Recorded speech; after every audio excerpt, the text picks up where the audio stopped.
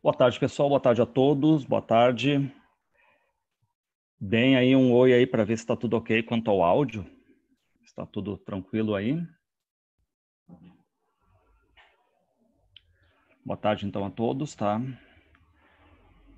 Então, tá tudo tranquilo. Bom, na última aula, né, nós começamos, na verdade, né, o pré-modernismo. Eu falei ali do Euclides da Cunha. Daí, semana passada, a gente teve um feriado, tá? Então, eu ainda continuo aqui no pré-modernismo e a gente vai levar esta aula e um pouquinho ainda da outra, né, para terminar o chamado pré-modernismo. E depois a gente vai começar a entrar, né, no que a gente chama de antecedentes da Semana de Arte Moderna, as vanguardas europeias, até chegar na nossa Semana de Arte Moderna, e o Fernando Pessoa lá em Portugal trazendo o modernismo, tá? Então, eu vou pegar aqui, então, continuar, tá? Deixa eu continuar aqui, tá? Então, a gente tinha passado aqui pelo Euclides da Cunha, tá? Tinha falado para vocês, né, tem várias indicações aí sobre o Euclides da Cunha, né? Filmes, minisséries sobre a vida propriamente, né? Do Euclides da Cunha, aquele drama todo com Dilermando, enfim, tá?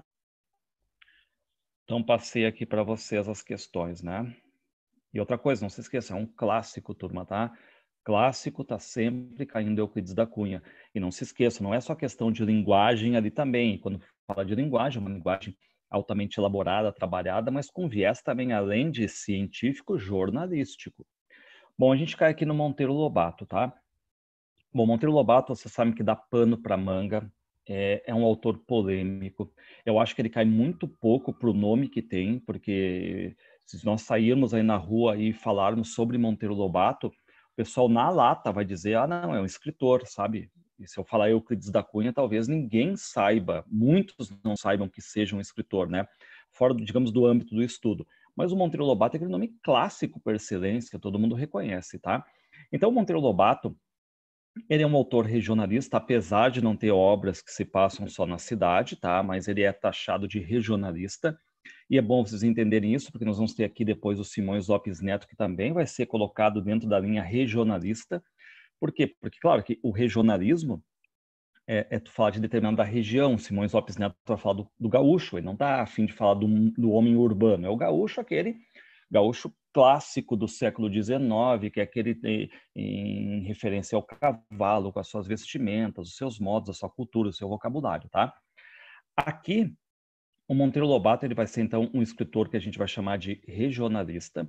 Por quê? Porque ele vai falar sobre aquele cara lá do regional São Paulo, né, que é o Jeca Tatu. Na verdade, ele vai dar esse nome Jeca Tatu, né, que é o caipira, é o caboclo, é o tabaréu, esse cara do interior, tá? Então, o Monteiro Lobato ele vai falar disso aí, né? Não só disso, mas principalmente disso, porque o Jeca Tatu, pessoal, toda vez que alguém faz pesquisa sobre quem é que é o personagem mais conhecido da literatura brasileira e quem é que ganha, Jeca Tatu.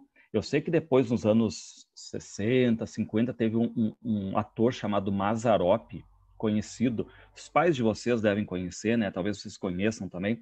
O Mazzaropi também criou essa questão toda de propagandear, né? Porque ele encarna muito a figura do Jeca Tatu, tá? E depois você sabe que o Maurício de Souza criou, digamos assim, um personagem de muito sucesso que é o Chico Bento, que hoje, por exemplo, o Chico Bento cai mais do que o Jeca Tatu, tá? Então, só para você ter uma ideia, né? Porque quando a gente trabalha tirinhas, por exemplo, vocês sabem que ali está o aspecto verbal e não verbal muito bem trabalhado pelo Maurício de Souza, tá? Então, tu vê lá uma tirinha do Chico Bento, tá vendo a vestimenta do Chico Bento, o chapeuzinho de palha, ele de pé descalço, as roupinhas esfarrapadas, tá? Aquele típico da festa junina que a gente tenta imitar às vezes, né, no sentido de tentar especular um personagem assim, mas também quando o Maurício de Souza coloca o Chico Bento a falar, ele coloca ali, né, em té, as palavras com L vão para R. Eu sei que já foi feito um estudo linguístico que diz que mais de 70% das palavras que o Chico Bento utiliza, as pessoas do mundo urbano também utilizam, né? Mas a gente vê ali propriamente aquela questão da marca regionalizada tanto na fala, no balãozinho, e quanto na imagem. E o Jeca Tatu não é tanto assim, tá? Por quê? Porque normalmente vem o narrador em terceira pessoa que vai apontar como é que ele é. Então a gente fica meio assim olhando alguém falando sobre o Jeca Tatu. Por isso que os grandes vestibulares hoje, principalmente o Enem, quando trabalha essa questão de variação linguística, podem ver, coloca muito mais o Jeca Tatu do que o Chico Bento do que propriamente o Jeca Tatu, tá? Então o Monteiro Lobato, ele vai falar desse universo decadente das populações do Vale do Paraíba. Eu botei aqui da Paraíba, tá? Deixa eu só, eu vou já arrumar aqui agora, tá? Deixa eu já arrumar aqui para não ter problema, porque como eu dei uma atualizada nos slides e vocês vão pegar, deixa eu já colocar aqui ele certinho, tá? Ali no canto de São Paulo, né, o Vale do Paraíba, tá? Deixa eu voltar aqui e retomar. Então, eu vou falar dessa população ali, que São Paulo, você sabe, daqui a pouco a gente está falando de Semana de Arte Moderna, São Paulo vai ter uma transformação muito grande, tá? Vai receber muitos imigrantes, vai mudar a via férrea, vai colocar monumentos históricos abaixo, vai construir avenidas novas. Ou seja, o café começa a ser um poder também, mas também ele vai ter a sua queda ali. E essas populações aí do Vale do Paraíba, mas do interior de São Paulo, vão sofrendo com isso, com essa modernização, porque, segundo Monteiro Lobato, existem alguns ali que não querem se modernizar, ficam arredios a isso. Então, o modernismo está chegando, está patrolando, e quem não está entrando fica de fora. Mais ou menos como a gente vê hoje, né? A questão das novas tecnologias de informação e comunicação, né? Imagina hoje professores de escola pública mais velhos que nunca tiveram talvez contato com uma tecnologia, hoje vão ter que entrar nesse sistema de qualquer jeito, né? Porque o Estado está pedindo isso, não tem o que fazer, né? Então tu tem que... E aí, na verdade, o que ele está fazendo com o Jeca Tatu é esse personagem que não está se adaptando a essas mudanças necessárias, digamos aí, de modernização. Por isso que ele vai simbolizar o atraso. Quando a gente fala do Jeca Tatu, seria o símbolo do atraso nacional, tá? E aqui, e antes do Monteiro Lobato ser um grande escritor, entendam, tá? Ele vai se movimentar em algumas polêmicas, tá? Porque como é que foi a estreia do Monteiro Lobato? O Monteiro Lobato, ele era advogado, o Monteiro Lobato vai entrar naquele grupo, assim, de novos repórteres da questão de São Paulo, junto com o Oswald, por exemplo, vai ser amigo do Oswald até em determinado momento, depois sabem que a coisa vai mudar, porque eles vão meio que brigar, porque o Monteiro Lobato não aceita uma semana de arte moderna, enquanto que o Oswald é 100% modernista, tá? Só que assim, ó, quando é que foi o nascimento do Monteiro Lobato, turma? Isso é importante, tá? Ele vai nascer para a literatura em 1914. Só que o primeiro livro dele vai ser lançado em 1918. Então, o que ele faz? Ele está colaborando com jornais. Então, a primeira publicação dele, assim, digamos, de impacto, vai ser um artigo, conto, crônica. É difícil, às vezes, assim, a gente dividir, né? Porque ele faz uma coisa meio conto, crônica, misturado, chamado Urupês. E o Urupês, ele vai falar sobre o Jeca Tatu, sobre esse personagem caipira, caboclo, tabaréu, esse do interior, esse não adaptável às mudanças, enfim, necessárias da modernização de São Paulo. E ele vai colocar este personagem aí. Ele vai chamar o artigo, conto, crônica de Urupês, tá? Guardem esse nome, isso aí em 1914, tá? E também em 14 ele lança um artigo chamado Velha Praga, que ele fala sobre a queimada nas fazendas, que era muito comum por parte deles, até dos índios, né? Eles chamavam de coivara.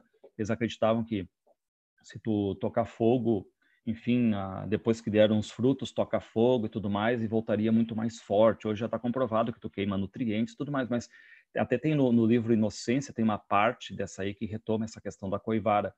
E aí o Monteiro Lobato está indignado com esses caipiras, né, esses jecas tatus, que ele vai dizer aí, que estão cometendo, então, essa questão de fogo, de tocar fogo, cometer incêndio nas fazendas. Então, ele faz dois artigos, reparem, dois artigos que ele chama atenção para o mundo regional, do interior de São Paulo, mas de certo modo negativo, porque ele vai dizer que está ali o Jeca Tatu, que não está querendo se modernizar, a modernização vem vindo, ele ao invés de entrar no bolo, ele vai se afugentando, se escondendo, e o Velha Praga, que seria sobre as queimadas nas fazendas, tá? Então isso gera, digamos assim, um pequeno ibope para o Monteiro Lobato, tá? Monteiro Lobato vai criando um certo ibope.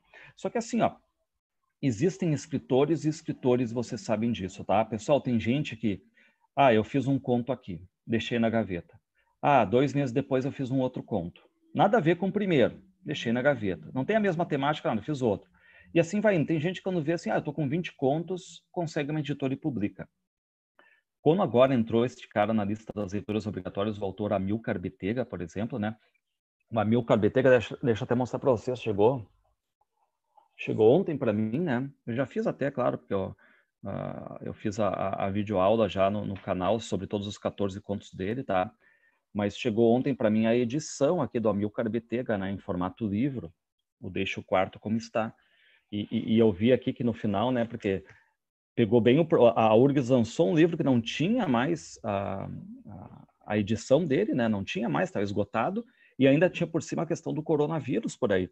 E aí eu vi aqui atrás, né, que tá, cheio nem de novo ainda, tá ali escrito, né, primeira edição, primeira reimpressão, ou seja, eles nem fizeram nada, nenhuma alteração, simplesmente só reimprimiram o livro, porque toda vez que vocês ouvirem falar em primeira edição, segunda edição, se apareceu edição, turma, mudou alguma coisa, ou a capa, ou um prefácio, ou um pós-fácio, ou um comentário, uma nota de rodapé, algum trabalho, alguma coisa, a ordem, a letra, alguma coisa mudou quando é edição, tá? Agora, quando é reimpressão, não muda nada. E este autor aqui, o Amilcar Betega, diz, eu não fiz contos meus, por exemplo, né? Fazendo um, aí daqui um pouco eu fiz outro, aí daqui um pouco eu fiz outro, e nada para ele tem que ter unidade. Então o que ele fez? O Amilcar Betega fez os 14 contos, todos eles estão no nível fantástico, do realismo fantástico ali, tá? Então para ele, o livro de contos tem que ter uma unidade, não pode ser assim, eu deixei um aqui, daqui a um mês eu fiz outro, eu fiz outro, juntei tudo e dei o livro, tá aí, não, tem contos sobre tudo. E, de certo modo, o Monteiro Lobato é assim, né? Ele fez contos sobre tudo, tá? Essa é a verdade, não tem uma grande unidade ali. Só que ficou conhecido, claro, pelo Jeca Tatu, tá?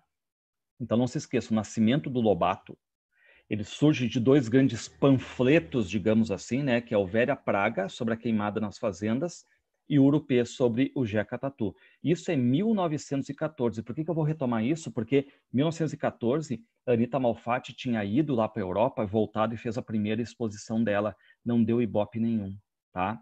Aí a Anita Malfatti tinha aprendido expressionismo, impressionismo, e ela volta lá para a Europa, vai para os Estados Unidos também, né? E aprende cubismo. E em 1917, a Anita Malfatti, porque eu quero que vocês entendam, né? Tanto Monteiro Lobato quanto a Anita nascem no mesmo ano, artisticamente falando, tá?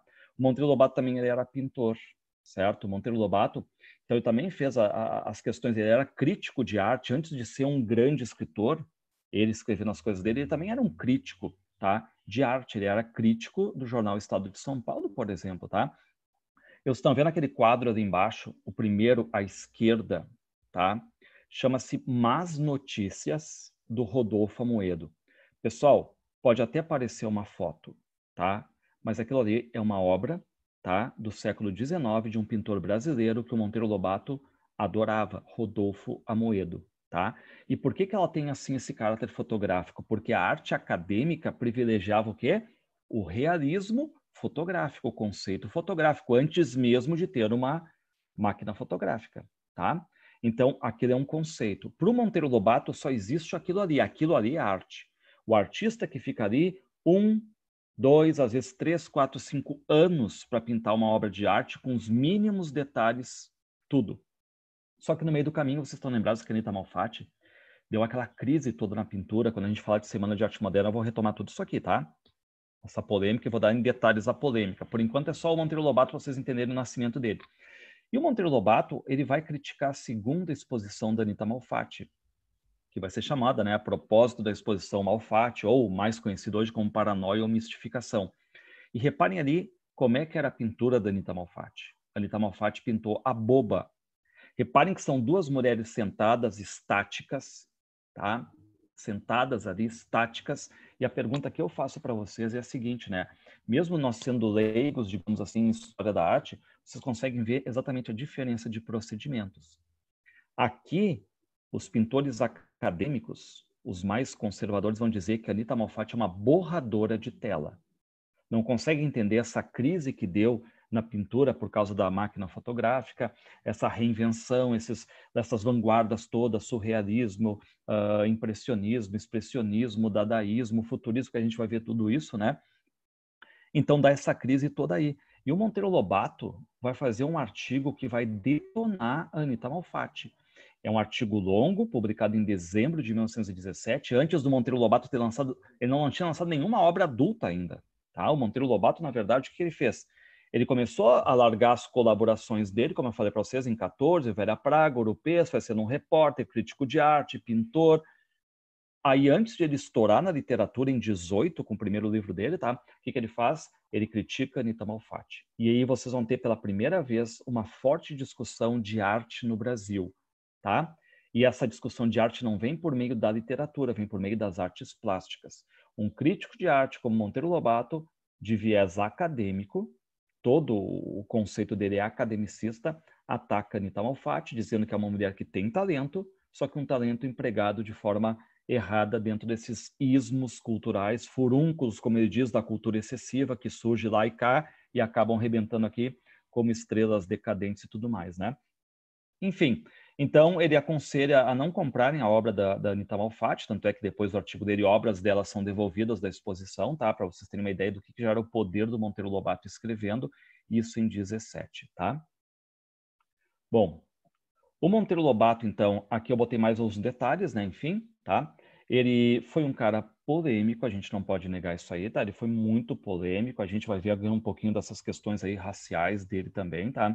Então, ele foi um escritor polêmico, ele foi um empreendedor, ele teve uma empresa de perfuração de petróleo, que foi a falência, tá? Mas ele dizia, o Brasil tem petróleo, basta que façamos o investimento e tudo mais, né? Quando teve o ano, não sei quantos anos faz isso aí, mas teve o ano de autossuficiência do petróleo brasileiro, o Monteiro Lobato foi, enfim, né, o nome dele voltou à tona e tudo mais. Ele teve uma editora que também foi à falência, certo? A Monteiro Lobato e Companhia, depois ele fundou a Brasiliense também. Então, Monteiro Lobato queria um acesso mais rápido aos livros, tá? Digo eu hoje, né? Ele queria como se fosse artigo de primeira grandeza, né? Por exemplo, hoje eu quero ir aqui, eu estou aqui em Porto Alegre, quero sair para comprar um livro, onde é que eu vou? Olha, dificilmente hoje se acha até uma banca aberta, tá? Então eu tenho que ir para um shopping, né? Vou ali ver a Saraiva, Culturas grandes, digamos assim, né? Agora o Monteiro Lobato queria esse acesso do livro, tipo, eu vou ali no supermercado, me ver 500 gramas de queijo, 500 gramas de mortadela, 10 cacetinhos e aquele livro, certo? Ele queria então um acesso à literatura muito mais fácil. Só que ele viu que sempre o livro foi um preço muito caro, né, turma? Você sabe muito bem, né, que é impressão, papel. Então, sempre o livro foi um artigo um tanto caro no Brasil, tá? Hoje, ainda bem que a gente tem, né? Eu adoro, né, sebos, esse estante virtual aí. Eu adoro até falar para vocês que chegou hoje o último livro, tá? Que faltava para minha coleção da Carolina Maria de Jesus, que era a antologia poética. Eu estava assim, ó, 500, eu estava assim, ó, um ano tentando e nada, tentando e nada. Cheguei a mandar mensagem para a editora lá, a Federal, é um livro póstumo dela, né? Federal do Rio de Janeiro, para ver se eles poderiam, né, imprimir uma para mim, eu pagaria e tudo mais, né? Eles, nossas atividades estão suspensas agora, só na volta e tudo mais. E o meu pai sempre teve essa questão de colecionar também, né? Ele disse, não, calma que daqui a pouco vem. E semana passada eu entro no estante virtual ali, pumba, coloco e tá lá um exemplar, né? Chegou hoje, então eu completei minha coleção Carolina Maria de Jesus. Até que eu vou fazer agora um vídeo, né? Porque o quanto a coleção dela se tornou cara, não tem, são artigos quase que raros assim hoje em dia da Carolina, né? O que desmente muito essa questão toda de dizer que ela foi uma escritora que nós devemos dar valor, mas sim, devemos dar valor, mas não dá para dar valor a quem tu não tem acesso hoje em dia, né? Ninguém mais produz livros dela, né? Então, um livro dela é de R$300, R$500, imagine como é que tá, né? Isso que são livros póstumos, né? Bom, então aqui voltando para Monteiro Lobato, tá? Então, Monteiro Lobato, ele queria esse acesso, ele era polêmico, né? Enfim, 500 mil coisas aí. Ele pagava uma pessoa para ordenar ali, tipo um editor dele, para botar o travessão, as quebras, os diálogos, né? Enfim, arrumar um pouco esse processo todo dele aí, tá? Então, basicamente, ele começa a atividade editorial no país, porque o Brasil tinha, basicamente, não eram editoras, eram livrarias, tá? Então, as livrarias importavam livros e tudo mais, faziam às vezes 1, 2 jornais, e na mesma que fazia o jornal eu pedia para fazer o meu livro, mudava o papel, arquitetava e tudo mais e fazia, né? E ele começa a botar essa questão toda de ter editoras no Brasil, né? Essa atividade editorial, tá? E aí, pessoal, olha só. Ele vai fazer, vocês têm que guardar que ele faz... Ah, deixa eu só arrumar aqui também uma coisinha, tá? Já aqui para vocês, já vou arrumar aqui agora. Ficou um tanto estranho, mas na reforma ortográfica ficou infanto-juvenil sem hífen, tá? Deixa eu já arrumar aqui para vocês, para não passar nenhum desvio ortográfico aqui, tá? Então, voltando aqui, ficou estranho, né? Mas tudo bem, tá? Então, a gente divide literatura adulta e literatura infanto-juvenil. Eu quero que vocês guardem isso aí, tá? A URGS e o Enem não chamam muito atenção para a literatura infanto-juvenil, mas para adulta a gente vê que a coisa começa a andar, tá? Então, olha só, ele tem 3 livros de contos ali, que é o Urupês, 18, ele faz um tanto sucesso, aí vocês vão dizer assim, tá, mas só um pouquinho. O Urupês, deixa eu ver aqui onde é que tá o Urupês. Esse livro aqui, ó, o Urupês, tá? Ele publica o Urupês. Eu sempre disse, mas tu não tinha falado desse conto Urupês lá em 14? Sim, tá? O nome é que nem um CD de uma banda, né? Tu vai lá e tem 12 músicas. Uma das músicas seja Esperança. E o nome do álbum é Esperança. Então é muito comum isso também acontecer dentro de livros de contos, tá, pessoal? Por exemplo, Morangos Mofados do Caio Fernando Abreu, tu vai lá encontrar um conto chamado Morangos Mofados. O Deixa o Quarto Como Está, por exemplo, não tem nenhum conto chamado Deixa o Quarto Como Está. Não tem nenhum conto, tá?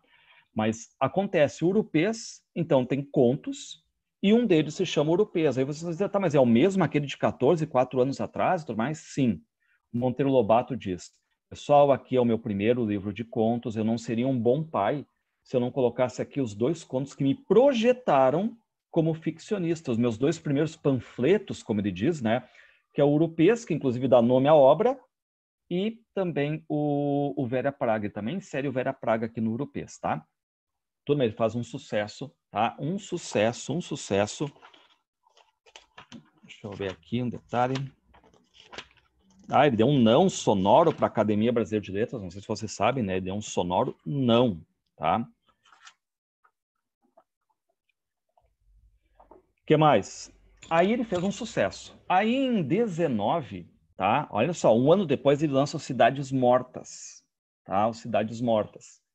Que o título é bem autoexplicativo. Que cidades mortas são essas? Essas cidadezinhas do interior de São Paulo, do Vale do Paraíba, que acabam perdendo a força do café frente à capital, tá? E mais, com esse pessoal que, segundo o Monteiro Lobato, não quer se modernizar, essa questão toda do Jeca Tatu. Então, ele lança o Urupês, faz um sucesso editorial, vocês estão antes da Semana de Arte Moderna, não se esqueçam, tá? Antes da Semana de Arte Moderna. Em 19, ele lança outro livro que arrebata o público, tá? E vocês têm em 20 este livro aqui, que é o Negrinha, tá? Que tem um conto chamado Negrinha, também conhecido, que já caiu no Enem. Depois a gente vai fazer uma questão do Enem sobre este conto aqui, tá? Muito bem. Então ele lança 3 livros de contos, todos eles com extremo sucesso, tá? Só que depois, entenda, o Monteiro Lobato não vai fazer parte da Semana de Arte Moderna. Inclusive o Oswald queria até que ele fosse tipo um presidente e tudo mais. E o que diz o Monteiro Lobato, Oswald? Eu só vou se fosse uma Semana de Arte brasileira. Agora, moderna, essas coisas todas, tô fora. Então, ele não compactuava, até o estilo que ele escreve, turma, tá?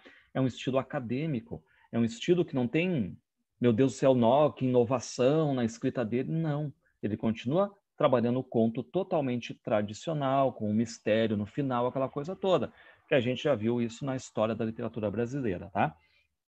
Só que eu vou chamar atenção aqui para vocês, tá? Uma obra que é meio tabu no Brasil, ninguém gosta de conversar, eu estou até preparando uma videoaula sobre, né? Que se chama O Presidente Negro ou O Choque das Raças, tá? É um romance, esse aqui, ó, tá? O Presidente Negro. É um romance que ele fez de ficção científica, daqui a pouco eu vou comentar com vocês um pouquinho, tá? Mas é o único romance dele, e é um romance que teve pouquíssimas edições também, ninguém quis investir no livro, ele tomou um não de várias editoras, tá? E a gente já estava em 26, e em 26 já estava o modernismo em diante, o Monteiro Lobato meio que estava por queda, tanto é que ele começa a mudar o foco dele e escrever literatura infantil, tá? E tanto é verdade que depois ele vai dizer, me arrependi de ter escrito para adultos. Se soubesse disso, teria escrito apenas para crianças. E aí vocês têm embaixo a literatura infanto-juvenil. Eu vou ser sincero com vocês, tá?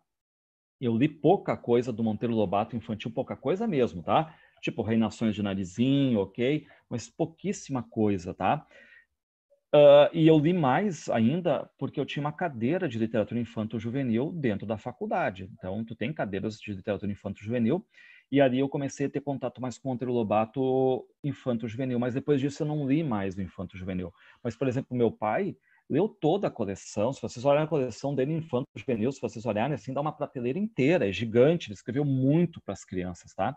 E teve todo o Ibope também, né, do Sítio do Pica-Pau Amarelo ganhar versões estendidas de TV, séries, essas coisas todas, tá? Então, cuidem, o Monteiro Lobato adulto e infanto-juvenil, tá? Aqui, ó, só para falar para vocês, né, sobre o Presidente Negro, o Choque das Raças, é uma obra polêmica. Eu quero fazer uma videoaula também trazendo um pouco dessa polêmica aqui, tá? Porque assim, ó, o Monteiro Lobato tinha ido para os Estados Unidos e tal, escreveu em forma de folhetim, tentou vender depois essa obra para editoras, e as editoras achavam assim ofensiva à dignidade americana, tá? Porque ele fez um livro, um relato de ficção científica, o narrador é o Ayrton, que sofre um acidente de carro, aí é levado lá para a casa do professor Berson e tudo mais, e tem uma máquina, que é uma máquina de prever o futuro, e ela chama-se porviroscópio, estão vendo ali? Porque tem a ver com porvir. O que é o porvir? O que há de vir, né? O futuro, o porviroscópio. E aí, o livro salta tipo 300 anos para mostrar, né, o que seria o futuro. Então a gente está nos Estados Unidos, nós temos ali 3 partidos, o do presidente Kellogg, que quer ser reeleito, né, pelo partido masculino, tem um partido que se chama masculino, tudo é bem segregado assim, né? A Evelyn, que é do partido feminista, e o Jim Roy, que é do partido negro. E aí o que vai acontecer é que no meio do caminho, né, o partido negro ganha, então nós temos o presidente negro, tá? Estou falando só chamando a atenção sempre porque quando o Obama foi ao poder nos Estados Unidos, né, chamaram muito a atenção desse livro aí, o Presidente Negro do Monteiro Lobato, que detalhe, as editoras americanas não quiseram de jeito nenhum publicar, porque achavam pesado e estava trabalhando as questões raciais muito fortes ali, né? E reparem só, né? Eu botei tanto nos Estados Unidos como no Brasil, houve erros iniciais na composição destas nações. É isso que prega o livro, né? O que os personagens dizem ali, né? Que o Brasil errou trazendo o negro para a América, que deveria ter permanecido lá. Reparem o diálogo dos personagens. Lá ia chegar, entrou o negro e foi esse o único erro inicial cometido naquela feliz composição. Ou seja, qual foi o erro, né? Estragou as duas raças, segundo diz o livro, né? A branca, a negra, fundindo-as, tá? Então, reparem, né, como tem esse debate muito racista no Monteiro Lobato, porque o Monteiro Lobato, ele depois vão achar cartas dele em que ele pregava também essa questão toda da eugenia, de uma limpeza racial, que o Brasil devia passar por um processo de embranquecimento, né? Reparem que ele tem até no livro uma máquina de desencarapinhamento dos negros, ou seja, deixar o cabelo dos negros liso, tá? Ou seja, era um processo que duraria uns 3 minutos para tirar as carapinhas, tá? Chama atenção também porque é uma ficção científica, tá, turma? Que não foi muito lida no Brasil, tá? Então, assim, é pouco debate porque pouca gente leu, na verdade, tá? Eu quero fazer uma videoaula bem detalhada aí, até para tentar trazer um pouco mais esse debate, né? E a outra coisa aqui eu chamo atenção porque a gente passou, não sei se alguém aqui vai fazer na Unicamp, prova na Unicamp, tá? A Unicamp está pedindo o Marinheiro, do Fernando Pessoa, que é uma peça de teatro, eu postei no canal agora há pouco tempo, tá? E é um teatro simbolista, ou seja, um teatro sem ação, os personagens só ficam conversando, falando de sonhos. E aí a gente passou pelo simbolismo também, o simbolismo tinha essa questão toda, né, do que a gente chama de clima onírico. E aqui no livro, O Presidente Negro, reparem o que eles vão acabar vendo no futuro, né? Outra coisa que muito me maravilhou foi o teatro onírico, o teatro de sonhos. Prosseguiu ela. O quê? O teatro dos sonhos. Tá, mas o que é isso? Descobriu-se um processo de fixar na tela do cinema os nossos sonhos. Entendam, né? Que coisa louca, né? E, por exemplo, o surrealismo já trabalhava muito isso, né? A gente já tinha no Freud a questão da interpretação dos sonhos, o simbolismo. Então, o sonho aqui sendo bem valorizado também, tá? E por que eu digo isso, né? Eu digo isso porque tem muitos temas para trabalhar no Monteiro Lobato. E aí, o conto Negrinha, ele é totalmente o contrário. O conto Negrinha, o Monteiro Lobato faz uma grande crítica à sociedade que não soube conduzir bem o pós-escravidão, tá? Porque o conto Negrinha é um dos clássicos dele, né? Que, olha, ele repara, Negrinha era uma pobre órfã de 7 anos. Preta? Não. Fusca, mulatinha escura, de cabelos russos e olhos assustados.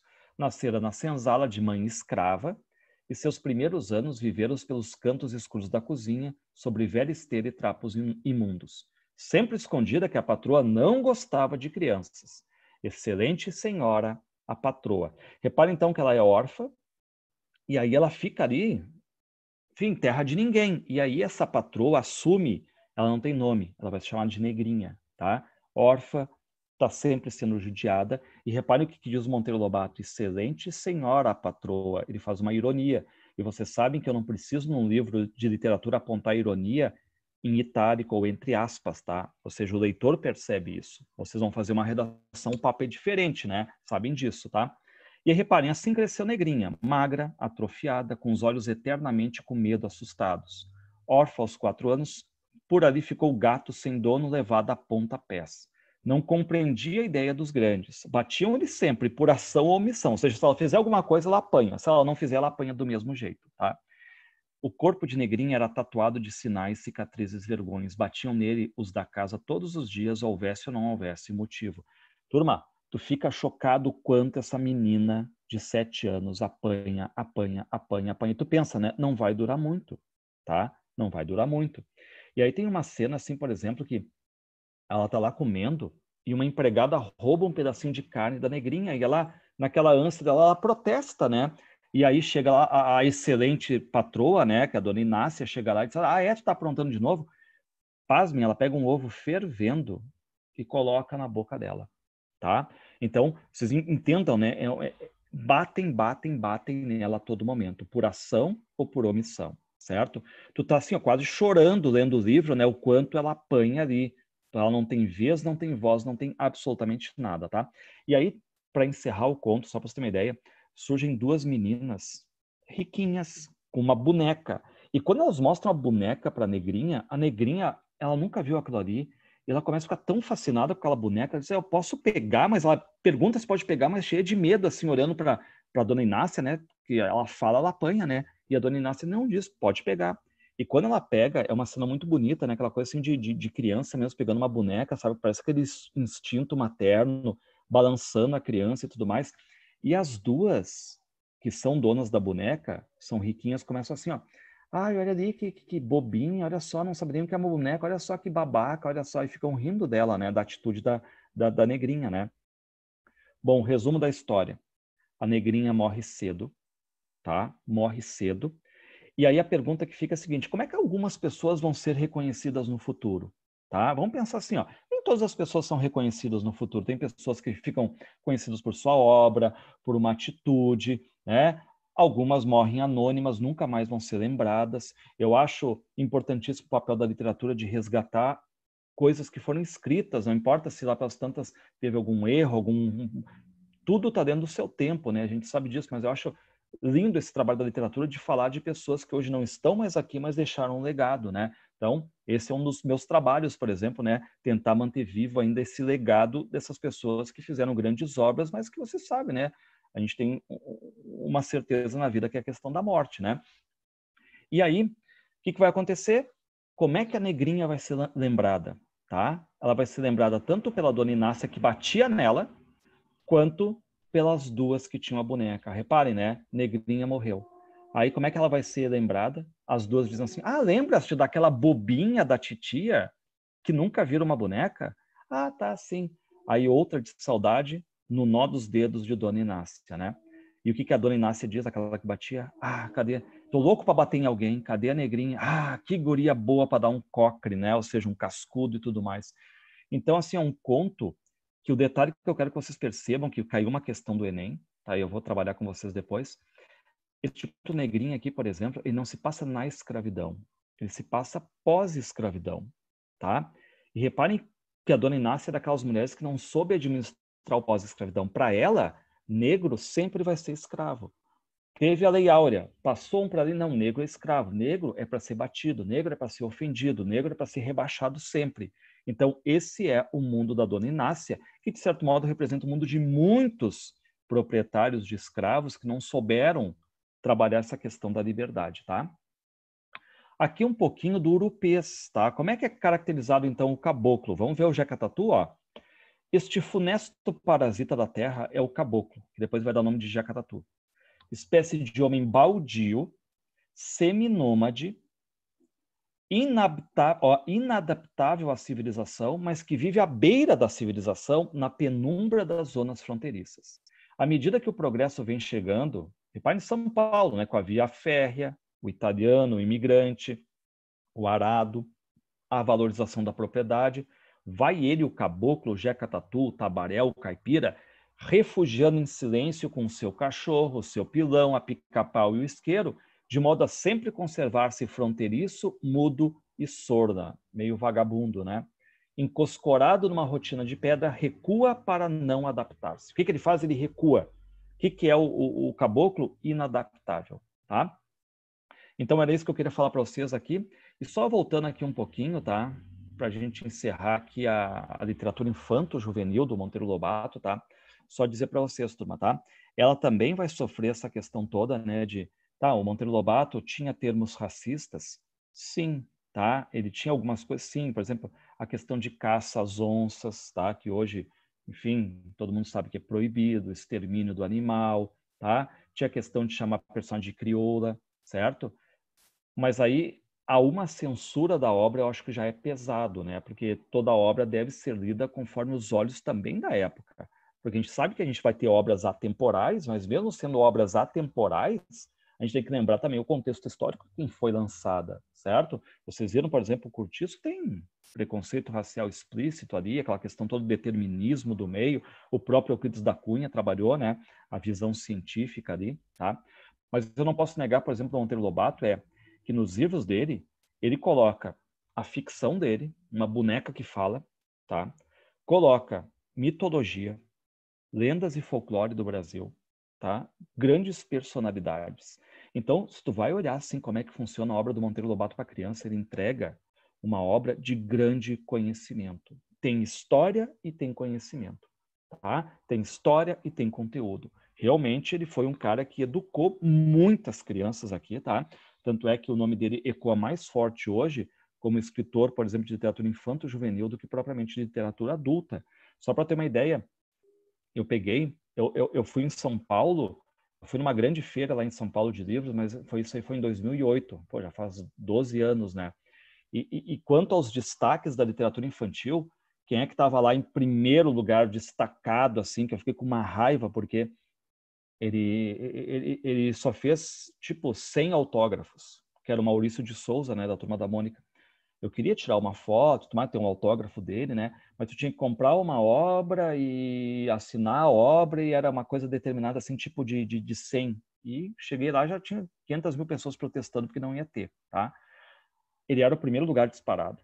O segundo lugar era o Ziraldo, do Menino Maluquinho. Esse eu consegui tirar foto com ele e tal, que até fiz uma filmagezinha com ele, né? Muito querido, o Ziraldo. E o terceiro que me chamou a atenção é que os gibis do Monteiro Lobato estavam por cima.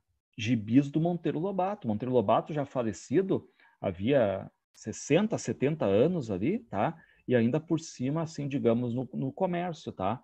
Então, isso me chamou a atenção, né? O Monteiro Lobato ainda bem firme e forte quanto a essa literatura infantil.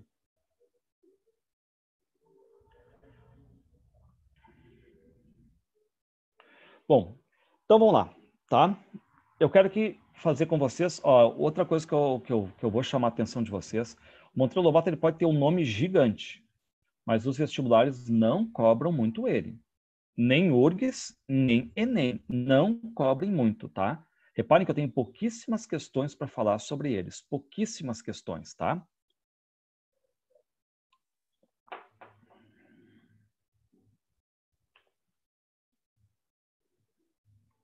Aqui a infantil dele é marcada por tudo, né? Tu pega ali, tu vai ter um Hércules conversando com Saci Pererê, ele faz encontros de cultura, ele é bem de literatura infantil mesmo, né? Essa questão toda, mas trazendo personagens adultos, trazendo essa questão toda de mitologia, porque no século XIX para o século XX, nós tivemos uma paixão louca assim pela mitologia grega, mas louca mesmo. Bom, o parnasianismo falava sobre mitologia, tá?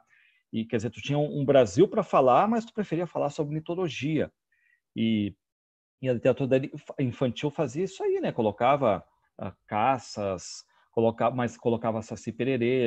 Enfim, ela é rica nesse sentido, né? Então, ela é aberta a muitas, não é só do interior a literatura dele, tá? Mas ele não traz a questão da crítica à decadência nos infantis. Nem tanto, na verdade, assim, ele gosta de misturar mundos, né? Ele gosta de ficcionar, porque ele meio que abandona aquele mundo adulto ali. Podem ver, né? Depois dos anos 20, assim, o romance dele, o Presidente Negro, por exemplo, não teve sucesso nenhum. Foi ter uma reedição, acho que muitos anos depois. E aí os contos dele, ok, mas os contos dele estão antes da Semana de Arte Moderna. Depois, na Semana de Arte Moderna, ele acaba caindo, assim, E ele, tanto é que ele vai migrar para a literatura infantil, faz um sucesso e dali não sai mais, basicamente, né? A vida toda dele vai produzir muita literatura infantil. Só que vocês vão ver agora como é que ela cai, essa literatura infantil, se cair, tá? Ó, isso aqui caiu na URGS. Aliás, pessoal, a gente vai fazer depois um simulado, tá? Não sei se vocês estão sabendo, né? A gente vai fazer um simuladinho e tudo mais. E eu selecionei umas questões, mas eu selecionei as questões que eu não botei aqui, tá? Eu botei algumas outras para nós trabalharmos, tá? Então, aqui do Monteiro Lobato, não tem muito o que caiu. Reparem, a assinada alternativa é incorreta. Quando vocês olham incorreta na URGS, já é tempo, que faz 4 anos que ela não coloca mais incorreta. A assinada alternativa é incorreta sobre a obra de Monteiro Lobato. A obra de Lobato, vírgula, um dos intelectuais mais importantes da sua época, sem dúvida nenhuma, então ele botou o Brasil a pensar, se insere no regionalismo pré-modernista. Então vamos parar. Qual é o movimento? Na verdade, não é um movimento, você sabe, o pré-modernismo, né? Mas é o local dos originais. Mas onde é que ele está? Pré-modernismo, sim. Urbano regionalista? Regionalista. Tá, então a A está correta. Está correta. O Conto Urupês, que dá título ao primeiro livro do autor, sim, nasceu de um panfleto em que Lobato criou a figura típica do Jeca Tatu lá em 1914. Verdade. Depois migra para o primeiro livro dele. Verdade. As denúncias de Lobato sobre as queimadas nos campos, ó o Velha Praga, e sobre o caboclo miserável, indiferente e preguiçoso, ó o Jeca Tatu Urupês, ajudaram a projetá-lo como ficcionista lá em 14. Sim. Além dos contos, crônicas e ensaios variados, porque ele era contista, romancista, tá? A URGS não costuma colocar romance, mas o Presidente Negro é um romance de viés de ficção científica. Ele fez crônicas, os ensaios dele, porque ele era crítico de arte, por exemplo, ele criticou Rita Malfatti. A obra de Monteiro Lobato, além disso, compreende vários textos de literatura infanto-juvenil. Sim, verdade. Tá? Verdade. Mas repara que eles não entram em nenhum detalhe ali. É só saber se vocês sabem que ele dividiu a obra dele em adulta e infantil. Agora, tirando tudo isso, vocês têm uma errada e bem errada, que é a E. A prosa de Lobato é marcada pelo gosto documental naturalista, não é assim, e pelo uso de uma linguagem ornamentada, também não.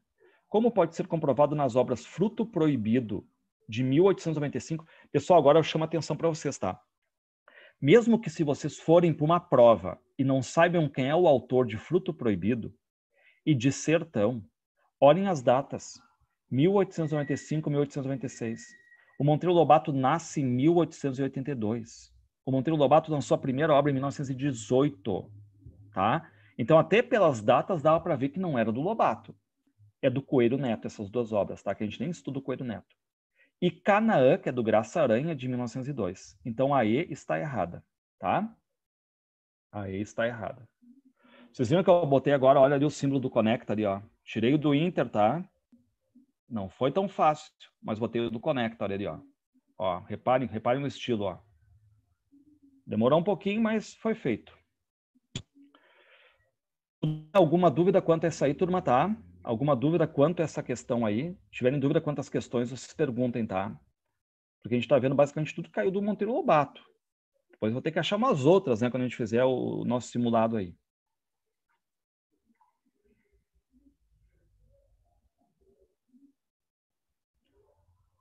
Considere as seguintes afirmações sobre as obras de Monteiro Lobato. Em Urupês, Cidades Mortas e Negrinha, lá vamos parar um pouquinho. Urupês 18, Cidades Mortas 19, Negrinha 20. A URGS botou inclusive na ordem cronológica os 3 livros de conto. Ele produz uma literatura comprometida predominantemente com os problemas socioeconômicos do Brasil. Sim, a questão do café, das cidadezinhas, decadência, o homem que trabalha ali, que é o Jeca Tatu, ou não trabalha, né? 2. Em Urupês, ele atribui a culpa pelo atraso do Brasil ao caboclo. Sim, por ele ser acomodado, sim, e inadaptável às mudanças necessárias ao desenvolvimento. Sim, lembre, né? Enquanto está vindo o modernismo, ele vai se afugentando, recuando. O título Cidades Mortas, que é muito autoexplicativo, faz alusão às cidadezinhas do interior de São Paulo que perderam a sua importância econômica face à capital, se tornando mortas. Obviedade aqui, tá? Então, todas as 3 corretas também, tá? Muito bem, pessoal. É isso de URGS. Reparem que eu falei para vocês, né, que o Monteiro Lobato tem um nome gigante, mas isso não reflete nos vestibulares. Ah, essa questão aqui, ó. Vamos lá para o Negrinha. Essa aqui caiu no Enem. Deixa eu só mudar aqui uma coisinha para vocês.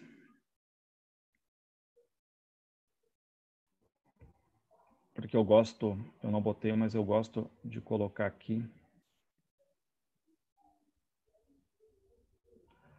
a fonte, tá? Deixa eu botar aqui Enem.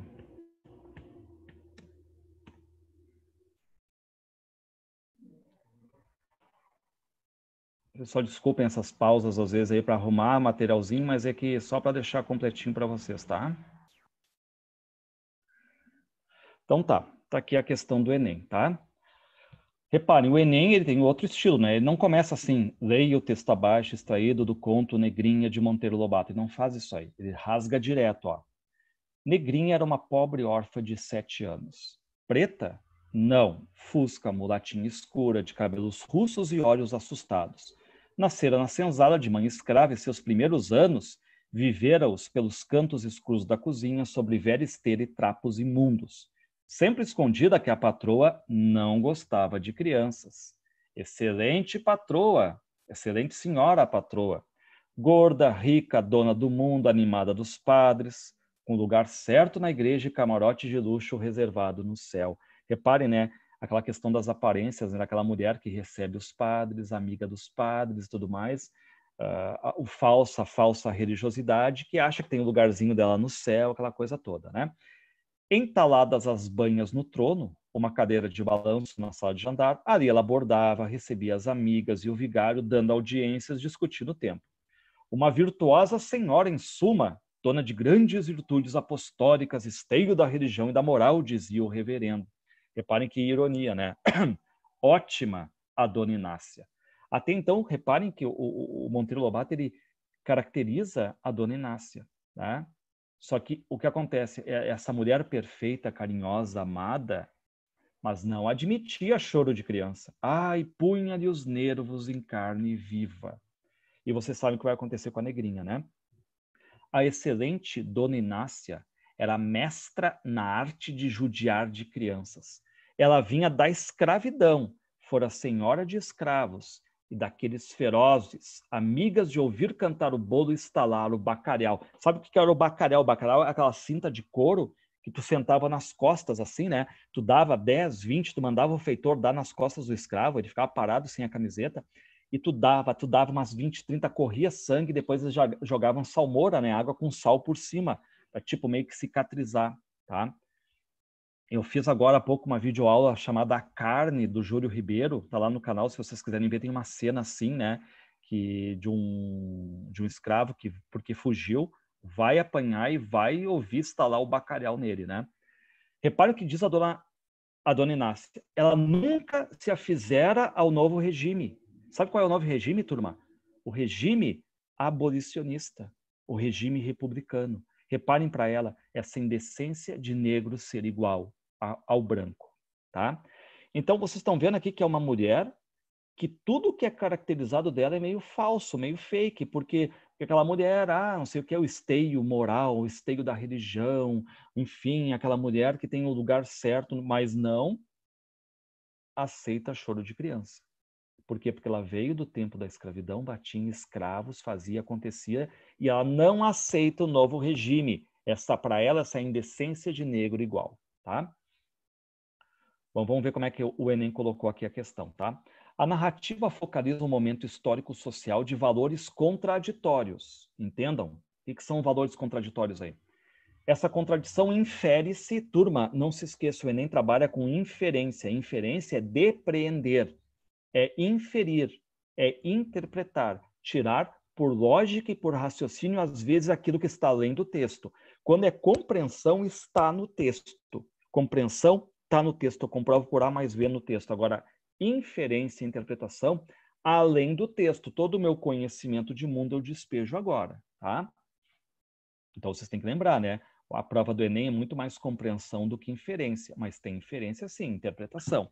Quando os alunos dizem, interpretação e compreensão é a mesma coisa, não é a mesma coisa. Todo mundo sabe que não, tá? Tem proximidades, porque as coisas estão no texto, mas a compreensão está no texto. Eu simplesmente reproduzo o que está no texto e digo, está na linha tal essa afirmação. Agora, a interpretação é além do texto.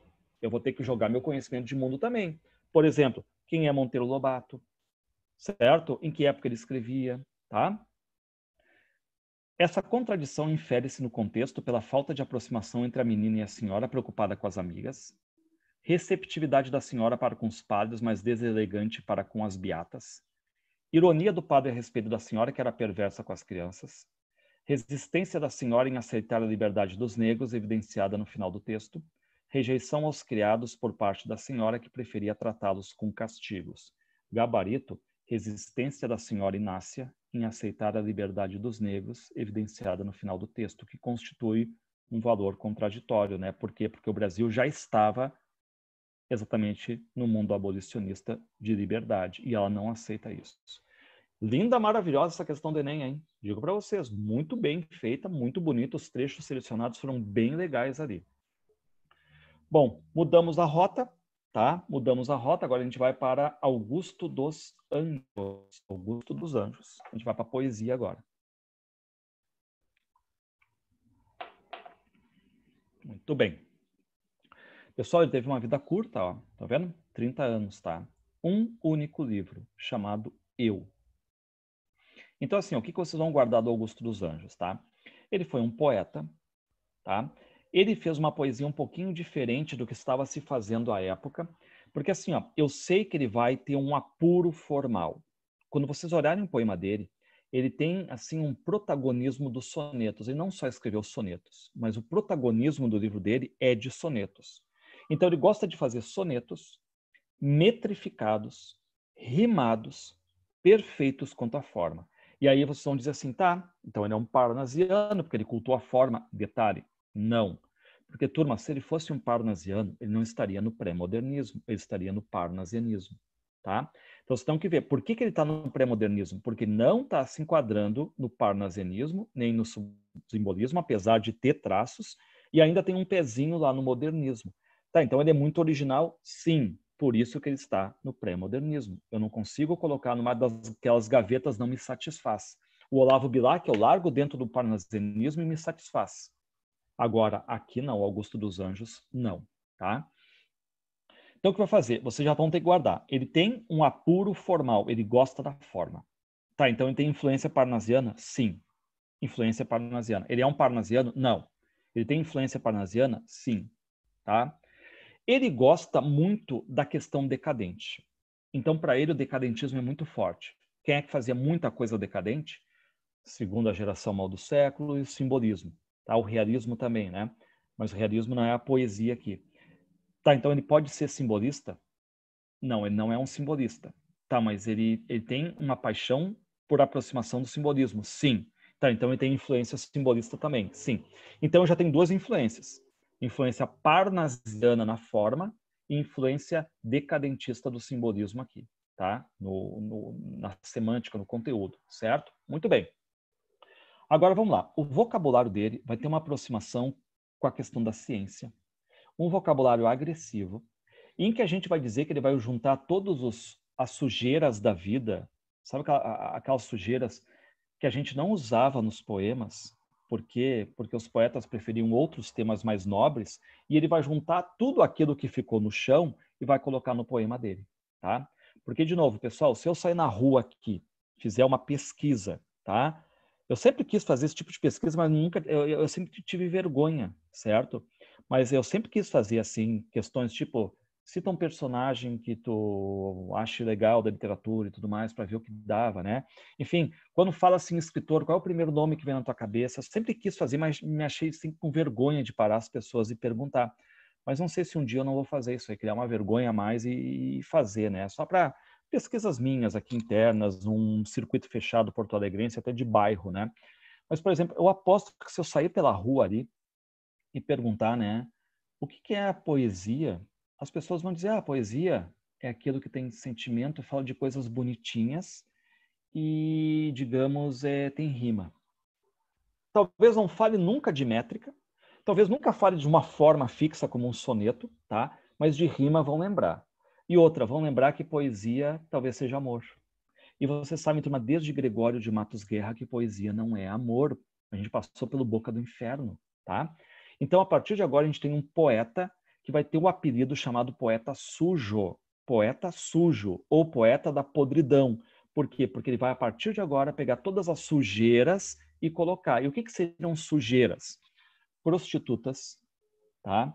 Que nunca foram grandes protagonistas, substâncias químicas, cadáveres, vermes, sêmen, morte. Então ele vai pegar tudo aquilo que não era grande matéria nobre da literatura e vai colocar nos poemas dele, certo? Então é isso que eu quero que vocês fiquem no bico do Augusto dos Anjos, tá? Esse tipo de procedimento dele aqui, tá? Já vou falar de um poema aqui, tá? Então, a partir de agora, ele tem um apelido chamado Poeta Sujo. Entenda, né? A gente já passou pelo Boca do Inferno, Gregório. Já passamos pelo Poeta dos Escravos, que é o Castro Alves. Já passamos pelo Príncipe dos Poetas, que é o Olavo Bilac. Pelo Cisne Negro, que é o Cruz e Souza. E agora o Poeta Sujo. Já 5 apelidos, epítetos, tá? Entendam, todos eles são muito importantes, porque se vocês pensarem em Boca do Inferno, por que é Boca do Inferno? Porque ele fazia uma poesia satírica, além da religiosa, amorosa e reflexiva lá. Por que é o poeta dos escravos? Porque ele fazia poemas abolicionistas num Brasil escravocrata. Por que é príncipe dos poetas? Por quê? Porque era o mais badalado de todos ali. Por que era o cisne negro? Porque é aquele que era a ovelha desgarrada, o estranho no ninho, o que sofreu preconceito, que era o Cruz e Souza. E por que é o poeta sujo? Porque a poesia dele traz essa sujeira, ou seja, o gosto dele é sempre pelo horrendo, pelo feio em detrimento do belo. Se vocês estão lembrados, né, o que fazia o parnasianismo? A arte pela arte, é o belo em primeiro lugar. E o Augusto dos Anjos está se lixando para isso aí, para ele, a partir de agora, né? Ele quer essa perspectiva científica, agressiva, nós somos matéria, logo nós vamos morrer todos. Enfim, ele vem com essa perspectiva tanto filosófica quanto científica também, tá? Então, cuidado, né, que ele vai dar, então, margem para as questões mais subjetivas, minhas, mas também coletivas, tá? Então, ele olha uma perspectiva tanto subjetiva, única, como também coletiva. Vamos passar aqui para um poema dele, tá? Bom, vocês já perceberam que isso aqui é um soneto. Estão vendo? 2 quartetos, 2 tercetos. Chega ele e diz, olhem só o título, Psicologia de um Vencido. Eu não estou colocando psicologia de um vencedor, de um campeão. A psicologia é de um derrotado, de um vencido. O título já me traz o quê? Uma decadência, um pessimismo, tá? No título. Diz ele, eu, vírgula, eu vou abrir um aposto agora, lembra a explicação? Eu, filho do carbono e do amoníaco. Ou seja, quem é que são os meus pais? Carbono e amoníaco, tá? Elementos químicos. Vírgula. Monstro de escuridão e rutilância. Mais um aposto. Quem sou eu? Monstro de escuridão e de brilho, tá? Então, eu abri um eu, que é o sujeito, abri 2 apostos. Reparem, agora vem o verbo. Sofro, eu sofro. vírgula, aí eu abro um adjunto adverbial, ó, desde a epigênese da infância, ou seja, desde o meu passado, eu sofro o que é o objeto direto, ó, a influência má dos signos do zodíaco. Então, reparem como esse pequeno quarteto, tu sabe quem ele é, que ele é um filho do carbono, do amoníaco, ele é um monstro também de escuridão e de brilho, e que desde pequeno ele sofre a influência má, ele é perseguido pelos signos desde o começo da infância dele, tá? Reparem só como é pesado isso aqui, né? Essa questão toda, né? Vou botar um slide, volto sim, tá?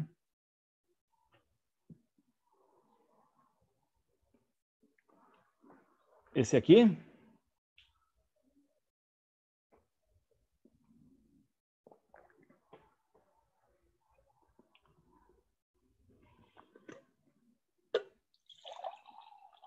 Não esquece de anotar também, tá? Essa questão toda que ele dá, a perspectiva tanto individual quanto coletiva.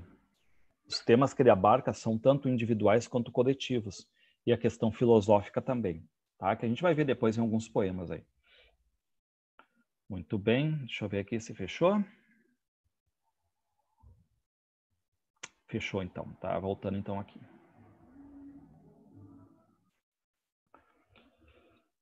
Então estamos aqui no poema. Mas reparem agora, né? Profundissimamente hipocondríaco. Eu não sou só hipocondríaco, mas sou profundissimamente. Este ambiente me causa repugnância. O que tem de bom no poema dele, né? A gente fica pensando.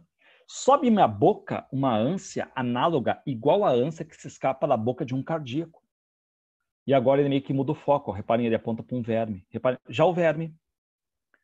O que o verme é? Ele usa também um aposto, só agora um aposto entre travessões, né? Bonito botar aposto em travessões, né? Não sei se vocês fazem isso em redação.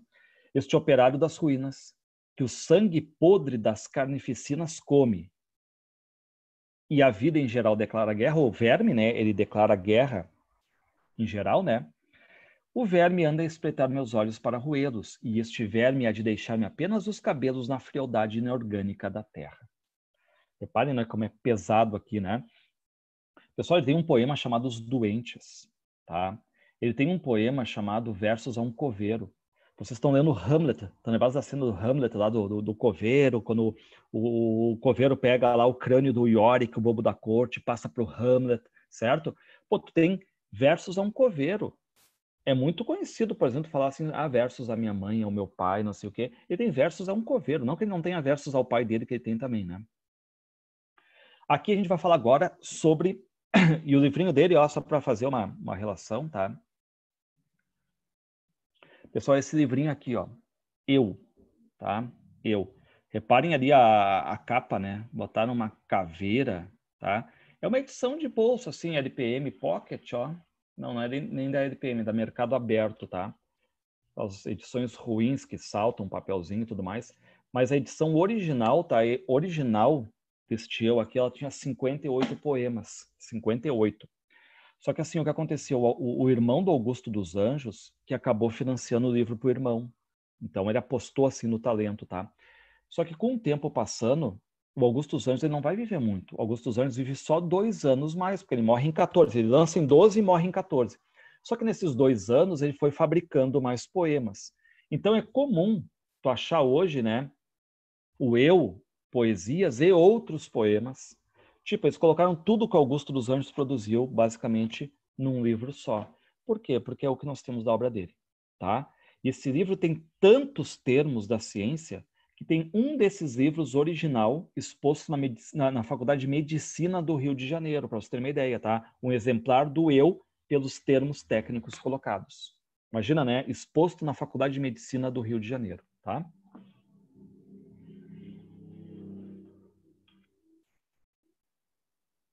Voltando aqui. Turma, este poema aqui é um tanto narrativo, mas ele é filosófico, tá? Entendam, chama-se O Morcego. Quando tu olha o morcego ali, a primeira coisa que tu pode pensar assim, o morcego é o animal, né? Enfim, porque eu vou encarar de uma forma denotativa. Ou seja, o que é denotação? É literal, Sérgio, é a definição fria, morcego, o animal. Só que vocês vão ver que ele vai adquirir uma conotação, uma metáfora, tá? Repare, meia-noite, ao meu quarto me recolho. Bem narrativo, estão vendo? Eu posso até filmar. Meu Deus, e este morcego E agora, vede, na bruta ardência orgânica da sede, morde-me a goela ígneo e escaldante molho. Repare, tu tá deitado, dormindo, e tá dizendo que este morcego tá te sugando, né? Mordendo a goela, te puxando ali, né? Sangue. Aí tu pensa assim, vou mandar levantar outra parede para isolar, né? Digo, ergo-me a tremer e fecho o ferrolho e olho o teto. E vejo este pronome aí retoma o morcego, né? E vejo o morcego ainda igual a um olho circularmente sobre a minha rede. Ou seja, eu fecho tudo, a porta, mas continua ainda aquele morcego ali. Pego de um pau, esforços faço, chego a tocá-lo. Minha alma se concentra. Que ventre produziu tão feio parto? E aí agora nós vamos dizer o que é um morcego. Reparem, a consciência humana é este morcego. O verbo ser é um verbo de definição, que serve para ser algo literal, ela é inteligente, ou algo que vocês sabem que pode ser metafórico. Por exemplo, a consciência humana é este morcego. Então, o que aquele morcego era? Não era um animal, mas era a nossa consciência batendo um papo com a gente de noite. E por mais que a gente faça à noite, a consciência entra imperceptivelmente em nosso quarto. Então, é algo filosófico. Até aqui vocês podem puxar essa questão do morcego para aqueles dois contos do Amilcar Betega, que são os contos O Crocodilo 1 e O Crocodilo 2, aquele crocodilo que entra no cara e se aloja nas costas dele, tá? Ou seja, como se fosse uma consciência ali, né, nas tuas costas, tá? Então, reparem como ele é filosófico. Vocês coloquem com Augusto dos Anjos seus poemas filosóficos, tá? Vamos ver agora, então, tá? Um poema que a URGS colocou. Leia o poema abaixo, intitulado Versos Íntimos de Augusto dos Anjos. Vês. Olha o que ele está dizendo. Vejam só. Ninguém assistiu ao formidável enterro de tua última quimera. Reparem, pessoal, olha como ele é pessimista. Ninguém assistiu ao formidável enterro dos teus últimos sonhos. Mas ninguém mesmo? Não. Somente a ingratidão. Esta pantera foi a tua companheira inseparável. Ou seja, só a ingratidão está ali te acompanhando, né? Acostuma-te à lama que te espera. Ou seja, acostuma-te esta coisa horrível que vai nos esperar.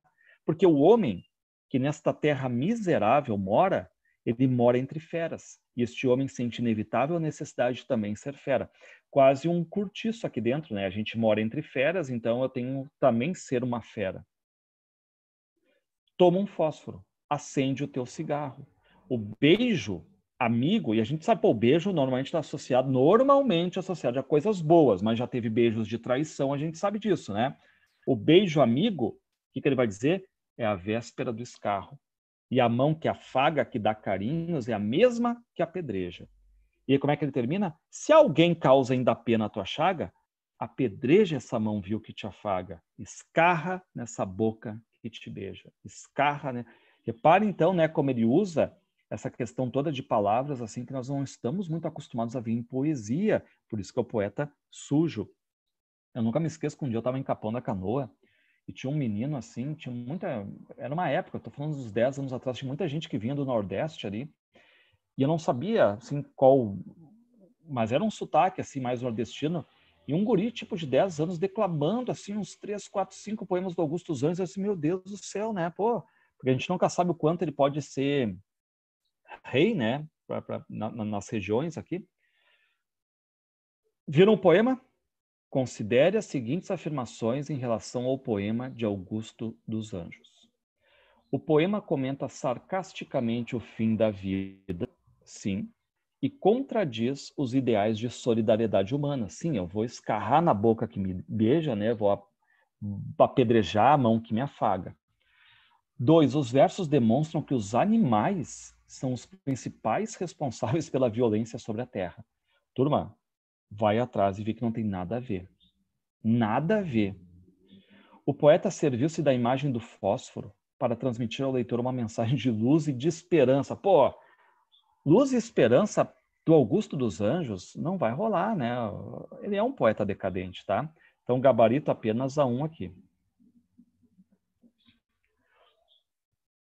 Bom, considere as afirmações abaixo relativas a Augusto dos Anjos.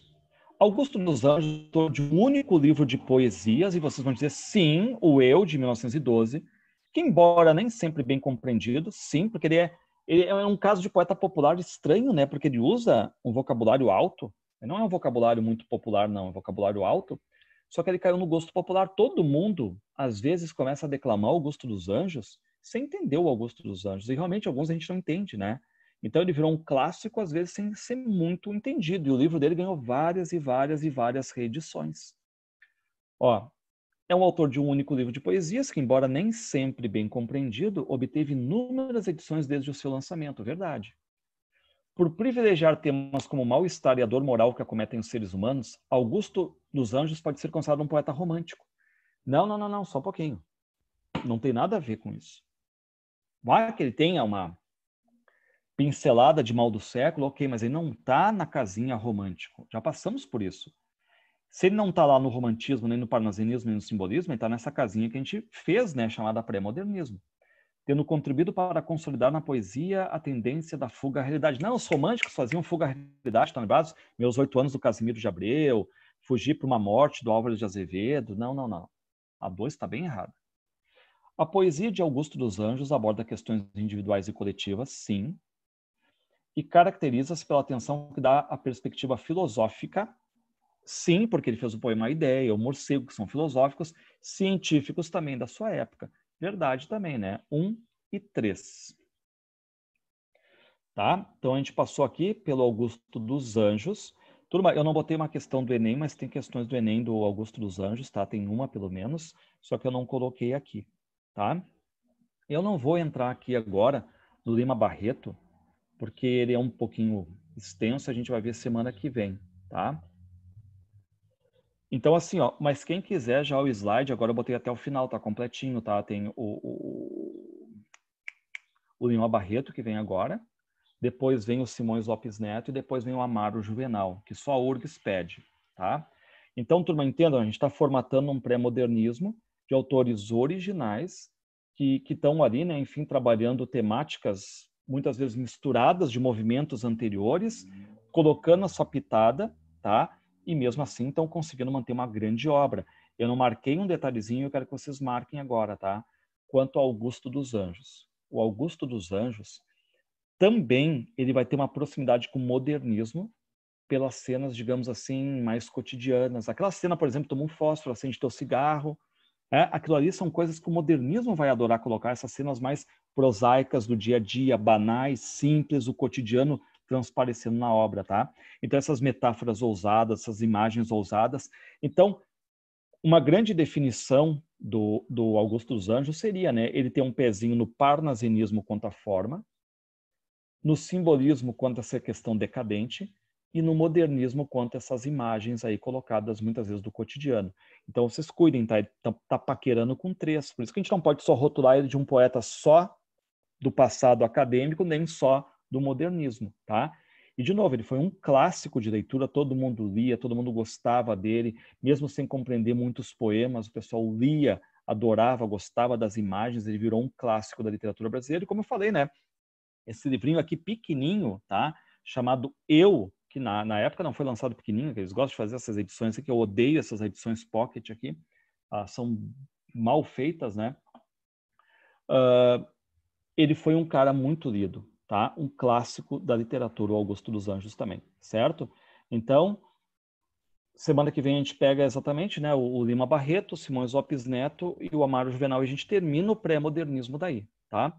Sendo que depois a gente vai ter ainda, né, tem que ver depois com o Paulo ali como é que vai ser a questão do nosso simulado, mas eu já mandei algumas questões para, enfim, retomando toda a nossa matéria, num primeiro momento, ali até o arcadismo, tá? Eu mandei para retomar um pouco essa matéria aí e depois aprofundar mais o resto aí. Porque agora depois, né, turma, você sabe, né, vem o modernismo também demora mais um pouquinho, tá?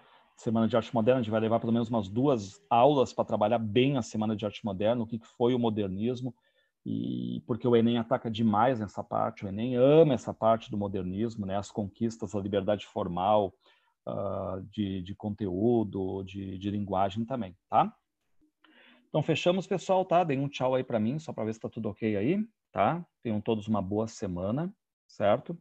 Quem quiser o materialzinho aí, sabe, né? É só pedir, tá sempre à mão aí, tá?